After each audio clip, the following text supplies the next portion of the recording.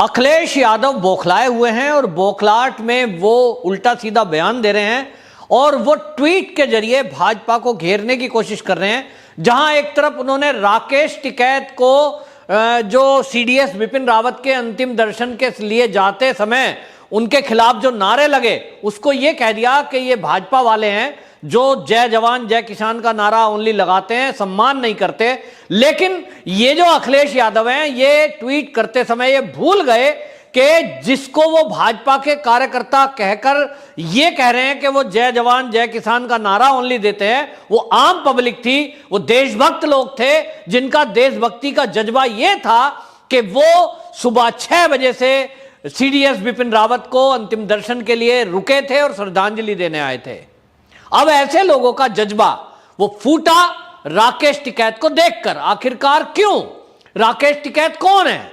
अखिलेश यादव जी, क्या आप ये कहना चाहते हैं कि जो राकेश टिकैत है उसे देश की जनता किसान मान ले? तो किसान कैसा है? वो एक व्यापारी है और उसकी जो प्रॉपर्टी है वो तो पेट्रोल पंप चलाता भाई, वो उसकी तो मिलें लगी हुई बताई जा रही हैं। और चलो मान भी लिया कि वो किसान है, तो अपमान क्या लगाया है? नारे लगाए। नारे लोगों ने कहा कि राकेश टिकैत वापस जाओ और ये देश का दुश्मन है, ये देशद्रोही है। अगर ऐसा कहा है, देश का दुश्मन कहा है, जनता का यह आक्रोश है, तो वो दिल्ली की जनता है भाई। दिल्ली की जनता पिछले 1 साल से राकेश टिकैत के कारनामे झेल रही है और वो झेल रही है इस कारण से दिल्ली के बॉर्डर को घेर के बैठी है राकेश टिकैत एंड पार्टी। और उन्होंने इस 1 साल में 54,000 करोड़ रुपए का नुकसान किया है, वो भी दिल्ली के उद्योगपतियों का। क्या कहें राकेश टिकैत को? बहुत बढ़िया आदमी है, बहुत अच्छा काम किया है। ये जय जवान नारा, जय जवान जय किसान का नारा पक्का है, सच्चा है, हर देशवासी को लगाना चाहिए।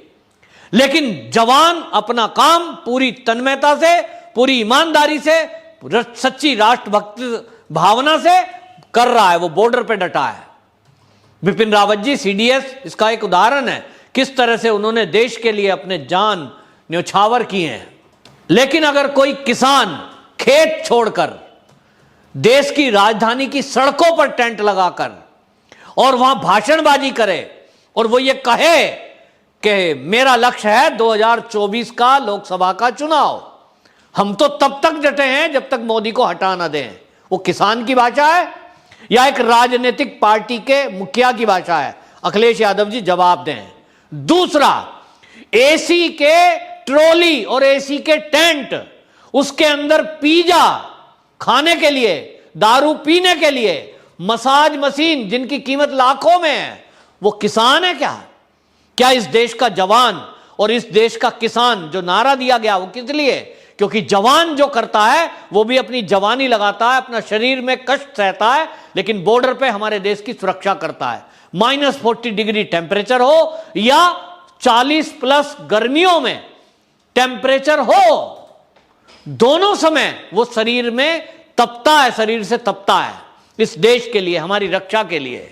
और इसी तरह किसान का सम्मान, कि किसान भी कितनी गर्मी पड़ रही है, 40 डिग्री टेम्परेचर मई जून में रहता है, वो खेत में पसीना बहाता है ताकि देशवासियों का पेट भर सके। इसी तरह दिसंबर की कड़कड़ाती सर्दी में जब किसान, हम लोग जब रजाई में ओढ़ के घरों में सो रहे होते हैं, उस समय किसान भी, जब माइनस में 5-6 डिग्री टेम्परेचर भी आ जाता है, उस समय पानी में खड़ा होकर खेत के अंदर वो पानी डाल रहा होता है फसलों में।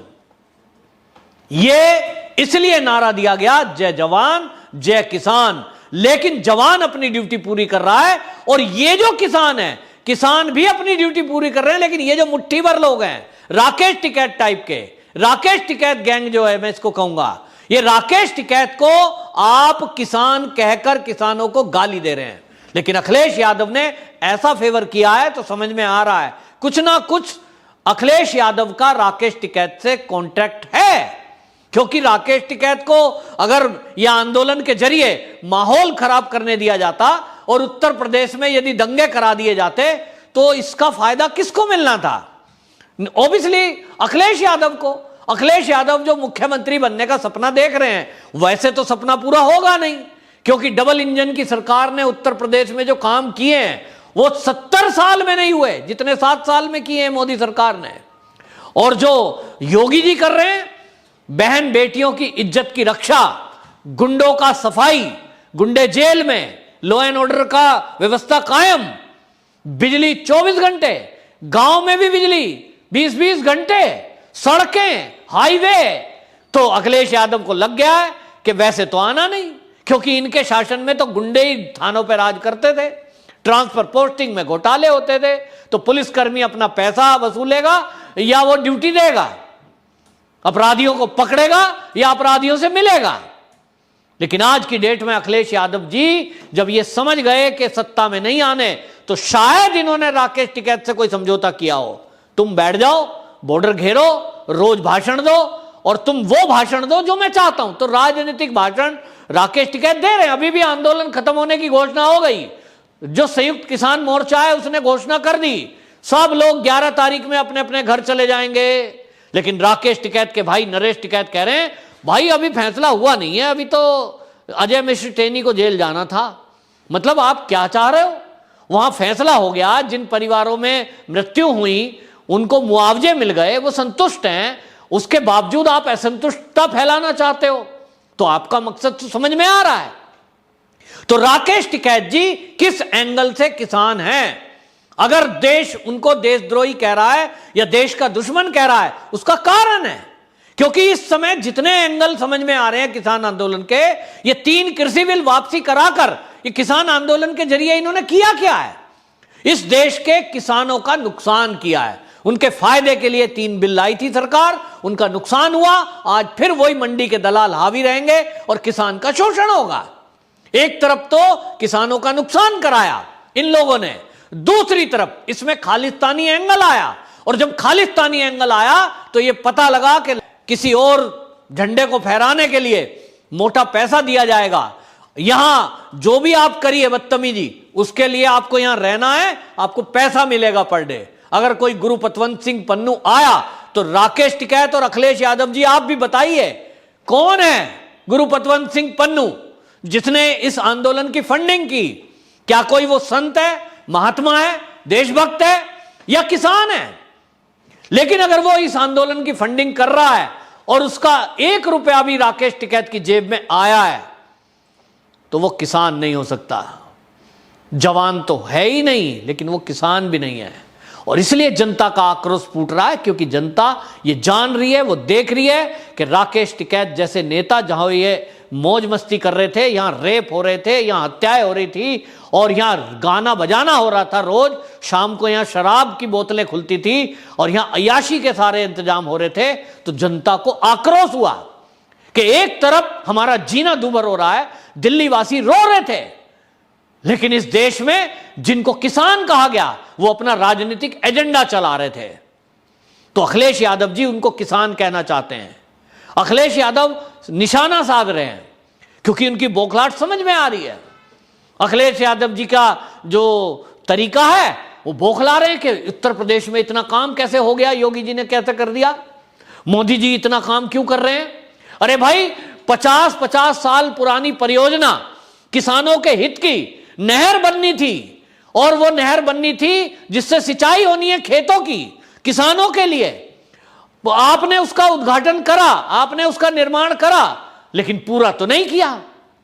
तो जय जवान जय किसान का नारा अगर कोई साकार करने का काम कर रहा है और किसानों के हित की बात सोच रहा है, तो वो तो बीजेपी है, वो भाजपा सरकार, वो मोदी सरकार, वो योगी सरकार, जिन्होंने सम्मान निधि किसानों के खाते में दी, आय डबल करने के लिए संकल्प लिया, जिनके लिए बिल लाए थे, अगर लागू हो जाते तो आप देखते अगले कुछ दिनों में ये होना था कि किसान की आय डबल होती। और नहर की परियोजना को आप कह रहे हो फीता तो हमने काटा, हमने तो 1/3 बना दी थी, बाकी काम योगी, बाकी जी क्यों नहीं करा आपने?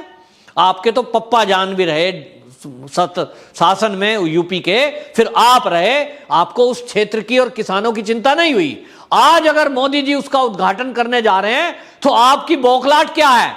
आपकी बौखलाहट ये नहीं है कि ये काम पूरा हुआ, धन्यवाद दें देश के प्रधानमंत्री को। क्या ट्वीट कर रहे हैं? वो कह रहे हैं सरकारी बसों में भर भर के लोगों को लाया जा रहा है, मेरी रैली में तो खुद से लोग आ रहे हैं, इनकी रैली में सरकारी बसों से लाया जा रहा है, दुरुपयोग हो रहा है शासन का। भाई अखिलेश यादव जी, आप विदेश पढ़ के आए हैं, जरा थोड़ा सा अपना दिमाग की बत्ती खोलें, आप जरा समझें कि मामला क्या है। एक रैली जेपी नड्डा की मेरठ में हो रही है जिसमें भाजपा के झंडे लगे हुए हैं, उनमें एक भी बस, सिंगल एक भी बस मुझे सरकारी दिखा देना, फोटो दे देना, मैं जान जाऊंगा कि आपने बुद्धि का प्रयोग किया है। और दूसरी तरफ आप जिस रैली की बात कर रहे हो बलरामपुर की, वो थी एक प्रधानमंत्री की रैली, सरकारी कार्यक्रम में प्रधानमंत्री उद्घाटन करने आ रहे हैं एक नहर परियोजना का, जो परियोजना वहां बनाई गई 9800 करोड़ रुपए में। केंद्र सरकार की तरफ से पैसा गया, राज्य सरकार का पैसा गया, और उसका उद्घाटन फिर कौन करेगा? देश का प्रधानमंत्री। और जब देश का प्रधानमंत्री आता है तो वो सरकारी कार्यक्रम होता है, क्योंकि अभी तक उत्तर प्रदेश में आचार संहिता लागू नहीं हुई। चुनावी सभा अभी मोदी जी नहीं गए उसमें, अगर जाएंगे तो वहां बीजेपी के झंडे होंगे और वो बीजेपी का कार्यक्रम होगा, तब रोडवेज की बस आएगी तो पेमेंट से आएगी। लेकिन अगर एक देश का प्रधानमंत्री सरकारी कार्यक्रम में जाता है तो क्या अखिलेश यादव जी मुझे बताइए, एक भी भारतीय जनता पार्टी का झंडा आपने वहां लगा हुआ देखा कहीं मंच पे? बीजेपी का बैनर लगा था क्या? निश्चित रूप से नहीं। पीएम थे भाई, सरकारी कार्यक्रम है तो सरकार ही करेगी। तो यूपी सरकार को आदेश हुआ, पीएम साहब आ रहे हैं उद्घाटन में, आपने बुलाया है, चलो भाई ठीक है, इंतजाम करो। तो पब्लिक कौन है उसमें? गांव के हों, कोई भी लोग हों, वो क्यों आएंगे भैया? सरकार है, उनकी बस है। क्या आप सत्ता में थे तो आपने नहीं किया? शायद नहीं करा होगा, बुद्धि चाहिए इन कामों के लिए। तो दिमाग से काम चल रहा है। आप देखेंगे जैसे ही आचार संहिता लगेगी उसके बाद पीएम नरेंद्र मोदी यदि आएंगे किसी मंच पर, तो देश का प्रधानमंत्री आएगा तो वहां बीजेपी का झंडा नहीं होगा, और जहां बीजेपी की रैली होगी निश्चित रूप से वहां बीजेपी के ही रैली होगी, लेकिन वहां सरकारी बसें नहीं होंगी।